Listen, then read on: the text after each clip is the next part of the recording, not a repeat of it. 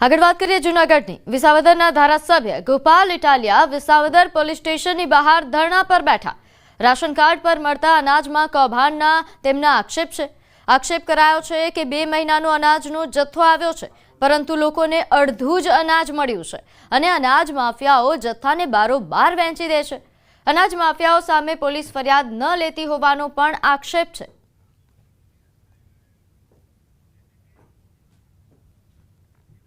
गरीब लोकोने पोतानुं घर मळे ते माटे सरकार द्वारा आवास योजना शरू कराई।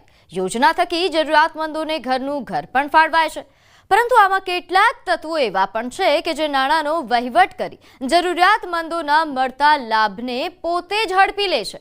મહીસાગરના વીરપુર તાલુકાના કોઈડમ ગામે રહેતો ગરીબ વ્યક્તિ કે જે છેલ્લા 7 વર્ષથી આવાસ માટે રજૂઆત કરી રહ્યો છે, પરંતુ આજ દિન સુધી તેને આવાસની ફાળવણી થઈ નથી। મજૂરી કામ કરતો જયદીપ બારૈયા નામના આ વ્યક્તિ પાસે ફાળવાતી વખતે આપવા પડતા નાણાં નથી, જેના કારણે આ યુવાન મકાન વગર ટાટપટ્ટી બાંધીને રહેવા મજબૂર બન્યો છે। દર વર્ષે સ્થાનિક સહિત તાલુકાના અધિકારીઓને તે રજૂઆતો પણ કરે છે, પણ દર વખતે તેને ફક્ત લોલીપોપ અપાય છે, પણ આવાસ નહીં। જો કે આવાસ મંજૂર કરવામાં મસમોટું કૌભાંડ ચલાવાઈ રહ્યું છે તેવા આક્ષેપ પણ થઈ રહ્યા છે। જે લોકોને આવાસોની જરૂર છે તેવા લાભાર્થીઓને લાભ મળતો નથી અને જેની પાસે પાકા મકાનો છે તે લોકોને ફાળવી દેવાય છે। આવા કૌભાંડીઓ સરકારના નિયમોની એસી કી તેસી કરી રહ્યા છે।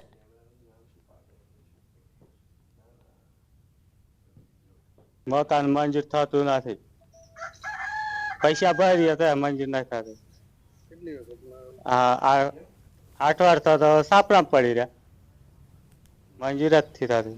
મારી પાસે રજૂઆત હમણાં જ આવી છે એટલે હું આની વિશેષમાં ડિટેલમાં તપાસ કરાવી લઉં, પણ બને ત્યાં સુધી હમણાં જ સરકારશ્રી દ્વારા જે સર્વે કરવામાં આવે છે તો બધા જ આવાસોને આપણે કવર કરી લીધા છે, એટલે આમનું પણ આવાસ કવર કરી લીધું હશે। તેમ છતાં હું સ્થળ તપાસ કરાવી અને ખાતરી કરાવીને આનું નિરાકરણ લાવવાના પ્રયત્નો કરીશું। સરકારનો એક ઉદ્દેશ છે કે આવાસ ફાળવણીની અંદર જે ઘર વિહોણા હોય તેમને તે લાભાર્થીઓને ઘરનું ઘર મળે તે માટે સરકાર દ્વારા મોટી ગ્રાન્ટ ફાળવી અને તાલુકા અને પંચાયતને ફાળવવામાં આવે છે અને પંચાયત દ્વારા સર્વે કરવામાં આવે છે કે આવા ઘર વિહોણાના કેટલા લોકો હોય છે, પરંતુ આની અંદર પણ મોટો ભ્રષ્ટાચાર થતો હોય તેવું સામે આવ્યું છે। મહીસાગર જિલ્લાના વીરપુર તાલુકાના કોઈડમ ગામે કે જ્યાં 8 વર્ષથી ઘર વિહોણા યુવાન છે અને ટાટડું બાંધીને રહી રહ્યો છે। અનેક રજૂઆત બાદ પણ તેનું મકાન હજુ બન્યું નથી। દ્રશ્યો બતાવી રહ્યો છું મકાનના કે આપ જોઈ શકો છો કે ચારે બાજુ ટાટડું બાંધી અને રહી રહ્યો છે આ યુવાન। આપ દ્રશ્યો જોઈ શકો છો કે આ રીતે ટાટડા બાંધીને રહી રહ્યો છે, પરંતુ તંત્રને અનેક રજૂઆત બાદ પણ પરિસ્થિતિ તેની તે રહેવા પામી છે। કેટલાક ગ્રામ લોકો છે આપણી સાથે, તેમની સાથે વાત કરીશું। શું કહેશો, યુવાન કેટલા વર્ષથી આ રીતે આવી પરિસ્થિતિમાં રહી રહ્યો છે, મકાન નથી, ઇલેક્ટ્રિક લાઇટ નથી, અનેક રજૂઆત બાદ પણ પરિસ્થિતિ તેની તે રહી છે, શું કહેશો? શું જયમલભાઈ આ ભાઈનું નામ છે। આ ભાઈ છેલ્લા 7 થી 8 વર્ષથી તો હું એના આ દશામાં જોઉં છું। દર ચોમાસું આવે નવી તાલપત્રી ઘર ઉપર નાખે અને પાછું ચોમાસું કાઢે। બીજી વસ્તુ, ફેરે 5 વર્ષથી તો ભાઈ પંચાયતના ઓટા ખાય જ છે કે સાહેબ મારું આવાસ, સાહેબ મારું આવાસ, પણ પંચાયતમાંથી ખાલી વચન આપવામાં આવે ભાઈ આ વખતે તારું થઈ જશે, આ વખતે તારું થઈ જશે। 5 વર્ષ સુધી એનું થયું નથી। પંચાયતમાં જે લોકોનો વધારે હોલ્ડ હોય, સરપંચો તલાટીઓ જોડે જેને સારા સંબંધ હોય એ લોકોને મળી ગયા છે, ભલે એમનું એક મકાન હોય તો બીજું બી મળ્યું છે એમને। આ વખતના દાખલા છે। અને જેને નથી આ ભાઈને 7 વર્ષથી નથી, 7 વર્ષથી એનો સ્કોર કશામાં આવતો જ નહીં હોય। મારો તો એ પ્રશ્ન છે। જેમને પાકા મકાનો છે તેવા લોકોને વારંવાર આવાસ પાસ થાય છે, કારણ કે વહીવટ એ લોકો કરી દેતા હોય છે અને વહીવટની અંદર નાણાં ચૂકવી દેતા હોય છે। તેવા લોકોના પાસ થતા હોય તેવું ગામના અન્ય લોકો અહીંયા જણાવી રહ્યા છે। ત્યારે આ બાબતે મોટી તપાસ થાય તો મોટો ભ્રષ્ટાચાર બહાર આવે તેવી શક્યતાઓ હાલ જોવાઈ રહી છે। મિતેશ ભાટિયા, ન્યૂઝ 18 ગુજરાતી, મહીસાગર। તો હવે મહત્વના સમાચાર રાજકોટથી। એમ્સના પૂર્વ ડિરેક્ટર ડોક્ટર સીડીએસ કટોચનું કારસ્તાન સામે આવ્યું। ડોક્ટર કટોચના ભ્રષ્ટાચારનો પર્દાફાશ થયો છે। પોતાના જ દિવ્યાંગ પુત્રને મેડિકલ ફિટ બતાવીને એમ્સમાં ક્લાસ 2 અધિકારી બનાવી દીધો।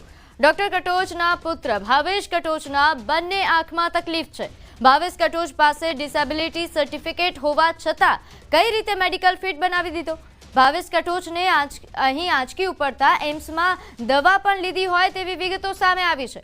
ભાવેશ કટોચ 17 વર્ષથી આંચકીની દવા લેતો હોય તેવી વિગતો સામે આવી રહી છે। ભાવેશ કટોચ પાસે 60% ડિસએબિલિટી સર્ટિફિકેટ હોવા છતાં કઈ રીતે મેડિકલ ફિટ ગણાય? પૂર્વ વહીવટી અધિકારી જયદેવ વાળાએ પણ ખોટા ડોક્યુમેન્ટ્સના આધારે પોતાના ભાઈ રણજીત વાળાને નોકરી પર રાખ્યા હોવાના સમાચાર છે. એમ્સમાં ભરતીમાં મોટા કૌભાંડની આશંકા સેવાઈ રહી છે. એમ્સમાં મોટા ભાગની ભરતી પ્રક્રિયામાં ઘરના ભુવાને ઘરના જ દાખલા રાખીને મોટું કૌભાંડ ચલાવાઈ રહ્યું છે. આ આશંકાઓ વ્યક્ત થઈ રહી છે, જેને લઈને વધુ વિગત સાથે આપણી સાથે સંવાદદાતા અંકિત જોડાઈ ગયા છે. અંકિત, એમ્સમાં જે આ કૌભાંડ ચાલી રહ્યા છે, જે આશંકાઓ વ્યક્ત થઈ રહી છે, શું હકીકત?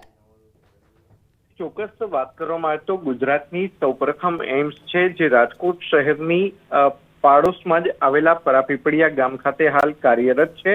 ત્યારે એમ્સના પ્રથમ ડિરેક્ટર છે તે ડોક્ટર CDS કટોચ બન્યા હતા અને ત્યારે રાજકોટ એમ્સની અંદર ભ્રષ્ટાચાર થતા હોવાનો પુરાવો છે તે સામે આવ્યો છે. પૂર્વ ડિરેક્ટર ડોક્ટર CDS કટોચ દ્વારા પોતાના દિવ્યાંગ દીકરાને મેડિકલ ફિટ બતાવીને એમ્સમાં ક્લાસ 2 અધિકારી બનાવી દીધો હોવાના પુરાવા છે તે સામે આવ્યા છે. પૂર્વ ડિરેક્ટર CDS કટોચ દ્વારા પોતાના પુત્ર ભાવેશને આંચકીની તકલીફ હોવાનું તેમજ ડિસેબિલિટીનું સર્ટિફિકેટ હોવા છતાં તેને ભરતીમાં ફિટ જાહેર કરી દીધો હોવાનું છે તે સામે આવ્યું છે. સાથોસાથ થોડાક સમય પૂર્વે જયદેવ વાળા કે જે એડમિનિસ્ટ્રેટર તરીકે ફરજ બજાવતા હતા તેમની પણ હકાલપટ્ટી કરવામાં આવી છે. તેમણે પણ પોતાના ભાઈને ખોટા સર્ટિફિકેટના આધારે જુનિયર વોર્ડનની નોકરી અપાવી હોવાનું છે તે સામે આવ્યું છે. ત્યારે સમગ્ર મામલાના પુરાવા છે તે સામે આવી છે. ત્યારે સમગ્ર મામલે રાજકોટના સાંસદ પરસોત્તમ રૂપાલાનું નિવેદન પણ સામે આવ્યું છે. મીડિયા સાથેની વાતચીતમાં જે રાજકોટના સાંસદ છે પરસોત્તમ રૂપાલા, તેમણે જણાવ્યું હતું કે એમ્સમાં જે ગેરકાયદેસર જે ભરતી ચાલી રહી છે અને જે ભરતી થઈ છે તે મામલે તેમને પણ ફરિયાદ મળી છે અને ફરિયાદના આધારે તેમના દ્વારા તપાસના આદેશ છે તે આપવામાં આવ્યા છે. કોઈ પણ રીતે એમ્સની અંદર ગેરકાયદેસર રીતે ભરતી નહીં ચલાવાય, તેમજ જે ભરતી પ્રક્રિયા ચાલી રહી છે તેમાં તે બાબતે વર્તમાન ડિરેક્ટર સાથે પણ ચર્ચા વિચારણા છે તે કરવામાં આવશે. જી આભાર માહિતી આપવા બદલ. તો રાજકોટ એમ્સમાં ગેરકાયદેસર ભરતીને લઈને સાંસદ રૂપાલાનું પણ નિવેદન આપ્યું.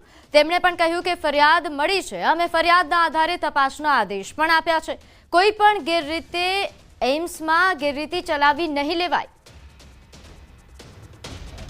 અમારા ધ્યાન ઉપર આવી છે અને એમાં તપાસ કરીને સંબંધિતોની સામે જરૂરી કાર્યવાહી કરવા માટે અમે ભલામણ કરવાના છે.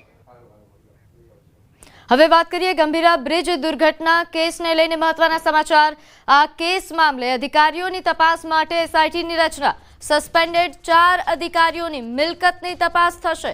એક નિવૃત્ત અધિકારીની મિલકતની પણ તપાસ થશે. સરકારે SEB તપાસ માટે મંજૂરી આપતા SITની રચના કરવામાં આવી. SEBના નિયામક મકરંદ ચૌહાણની અધ્યક્ષતામાં 6 સભ્યોની ટીમનો સમાવેશ કરાયો છે. તપાસમાં મોટા ખુલાસા થઈ શકે છે.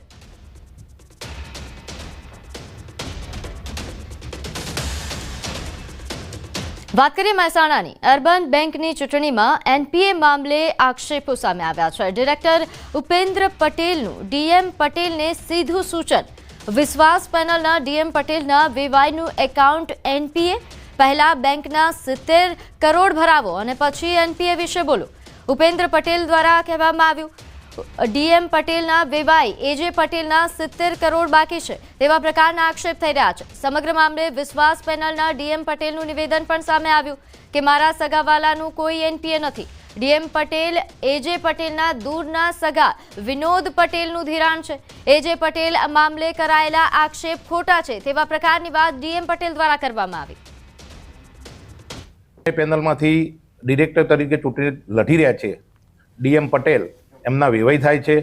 તો એમનું લોંગ ટાઈમથી 2017થી આજ સુધીનું એમનું 45 કરોડની મૂડી હતી અને વ્યાજ ચડીને 70 કરોડ રૂપિયા જેવી માત્ર રકમ થઈ છે. તો આને લોંગ ટાઈમનું MPA કહેવાય મિત્રો. તો મારે એ લોકોને કહેવું છે કે ભાઈ MPA ઘણા અલગ અલગ પ્રકારના હોય છે અને બધી બેંકોમાં નાના મોટા MPA હોય છે. પણ જ્યારે તમે પોતે જે બેંકમાં ચૂંટણી લડવા જઈ રહ્યા હોય અને તમારા જ સગાના આટલું બધું MPA જો બાકી હોય તો તમારે MPAના મુદ્દા ઉપર બોલવાની કોઈ તમારી જવાબદારી થતી નથી. મારા સગાવાળાનું કોઈ NPA નથી. AJ પટેલનું 70 કરોડ રૂપિયાનું NPA કોઈ AJ પટેલનું 70 કરોડનું છે જ નહીં. એમના દૂરના સગાઓ, એમાં વિનોદ પટેલની ભાગીદારી વાળા એમના દૂરના સગાઓ કદાચ હશે, પણ એમાં વિનોદ પટેલની ભાગીદારીમાં છે અને વિનોદ પટેલે જ એ લોન ધિરાણ કરેલું છે અને એવડી મોટી કોઈ રકમ છે જ નહીં. હવે નજર કરીશું ટોપ 3 હેડલાઇન્સ પર. નર્મદા ડેમના 15 દરવાજા 3.80 મીટર ખોલાયા. અમદાવાદના યુવકનું આબુમાં સેલ્ફી લેતા ખીણમાં પડતા મોત. ગંભીરા બ્રિજ દુર્ઘટના કેસમાં અધિકારીઓના મિલકતની તપાસ માટે એસઆઈટીની રચના.